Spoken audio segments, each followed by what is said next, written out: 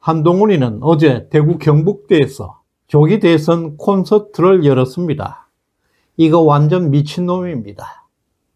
김재원 전 의원은 이것은 대구 경북 민심을 자극하는 정치적 자폭행위라고 말했습니다.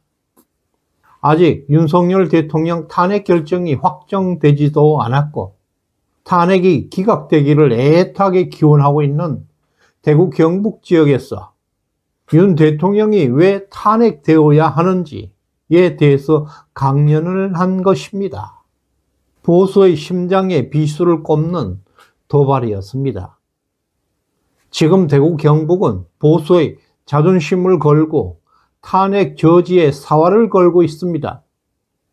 이 상황에서 조기 대선 준비하는 놈이 제정신이라 할 수 있겠습니까? 대한민국 현대사에서 보수 우파에게 가장 잔인한 상처를 남긴 인물들이 있습니다.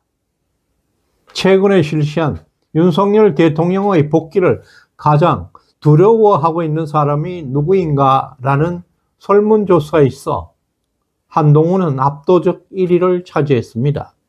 문재인 10%, 이재명 16%, 그리고 한동훈은 무려 74%를 차지했습니다. 바로 이 수치가 한동훈의 현 주소를 말해주고 있습니다. 저주와 증오의 대상입니다. 한동훈은 짧은 정치 인생에도 불구하고 보수 우파 진영의 불구대천의 철전지의 원수로 자리 잡고 있습니다. 지도자가 가져야 하는 가장 중요한 덕목은 국민으로부터 저주와 증오의 대상이 되어서는 안 된다는 것입니다. 한동훈은 대한민국 역사상 지워지지 않을 배신자의 자국을 남겼습니다. 윤석열 대통령의 신뢰와 권력을 오랫동안 독차지했다가 국가가 가장 처절하고 힘든 시기에 블루투스 칼보다 더 잔인한 비수를 꼽았습니다. 그리고 그는 유다보다 더 교활한 미소로 국민을 속였고 자신의 탐욕과 야망을 위해 법치와 헌법을 철저하게 짓밟고 국가를 벼랑 끝으로 몰아갔습니다. 대통령의 숭고한 비상계엄을 악랄하게 내란으로 몰아갔고 탄핵과 구속의 지옥으로 밀어넣었습니다. 우리 보수 우파는 피눈물을 삼켜야 했습니다. 하지만 이제 윤석열 대통령의 복귀가 임박하고 있습니다. 역사는 반드시 그 죄값을 치르게 할 것입니다. 배신의 칼날은 결국 본인의 심장을 향해 돌아갈 것입니다. 처절한 굴욕과 비참한 파멸의 길로 그를 이끌어 갈 것입니다. 지난 12월 윤석열 대통령은 대한민국이 무너지는 절박한 위기 속에서 헌법이 부여하고 있는 대통령 고유 권한 비상계엄을 선포했습니다. 절체절명의 순간에 국가를 지키기 위한 목숨을 건 결단이었습니다. 당시 당대표였던 한동훈은 대통령을 가장 먼저 지켜야 할 그 자리에서 비상계엄을 불법 내란으로 규정하면서 오히려 윤 대통령을 내란범으로 몰아세웠습니다. 이 충격적인 배신 행위는 보수 진영 전체를 경악과 혼란에 빠뜨렸습니다. 이제 복귀가 다가온 시점에서 한동훈은 반드시 심판받아야 할 첫 번째 배신자로 꼽히고 있습니다. 지난 3월 초 서울중앙지법 직위원 판사는 윤 대통령의 구속이 불법임을 분명히 하고 구속 취소 결정을 내렸습니다. 그러나 이 결정을 고의로 거부하고 윤 대통령을 계속 구속 상태에 묶어두었던 그 핵심의 배우가 바로 박세현 비상계엄 특수본부장으로 알려졌습니다. 또한 검찰 특수본부는 대통령 측에 있었던 520명을 비상계엄의 내란 혐의로 대대적으로 수사를 단행했습니다. 박세현은 한동훈과 서울현대고등학교, 서울대 법대 직계 선후배 관계입니다. 한동훈과 매우 밀접한 연결고리를 형성하고 있습니다. 특히 박세연의 아버지 박순용은 김대중 좌파 정권에서 검찰총장을 지냈습니다. 박지원에 따르면 박순용과 한동훈의 장인 진영구는 절친한 술친구 관계로 알려졌습니다. 결국 검찰 특수본은 공수처로부터 대통령의 사건을 이첩받은 뒤에 대통령에 대한 구속영장이 불법임을 인지하고 있었음에도 불구하고 박세연은 무리하게 구속영장을 청구해서 윤 대통령을 무려 52일간이나 불법으로 구금한 것입니다. 이러한 한동훈과 박세연의 검찰 커넥션의 배후관계를 반드시 밝혀야 할 것입니다. 또한 한동훈은 양승태 전 대법원장을 무려 47개 혐의로 기소해서 구속했습니다. 그러나 재판 결과는 1심에서 47개 혐의 전부 무죄였습니다. 이처럼 무리한 기소는 모두 언론 플레이와 여론 조작에 의존한 불법적 수사였습니다.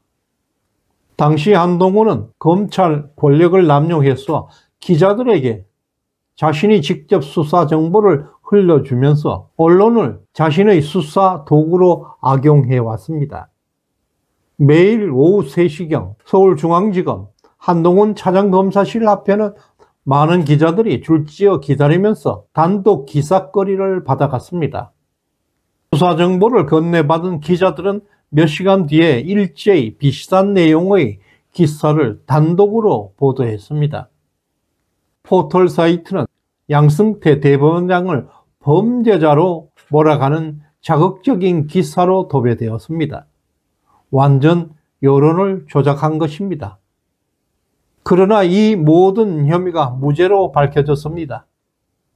한동훈이가 검찰 권력을 동원해서 조직적으로 언론을 조종하고 여론을 조작한 명백한 불법의 증거들입니다.